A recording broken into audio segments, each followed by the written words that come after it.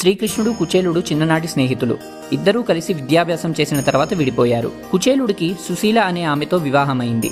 అధిక సంతానంతో కుచేలుడు ఎన్నో బాధలు అనుభవిస్తున్నాడు.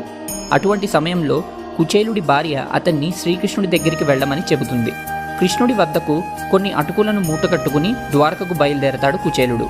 శ్రీకృష్ణుడు కుచేలుడిని సాదరంగా ఆహ్వానించి అతను తెచ్చిన అటుకులు తృప్తిగా తింటాడు. కానీ కుచేలుడికి సాయం అడగడానికి ఆత్మగౌరవం అడ్డొచ్చింది. దాంతో అక్కడ నుంచి ఏం మాట్లాడకుండా తిరిగి వచ్చేశాడు. కానీ కుచేలుడు స్వగృహానికి చేరుకునేసరికి ధనము, గృహము, క్షేత్రములన్నీ వారికి సమకూరుస్తాడు కృష్ణుడు.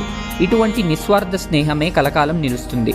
ఎవరైనా సరే శ్రీకృష్ణుడిని, కుచేలుడిని ఆదర్శంగా తీసుకుని స్నేహం చేయాలి.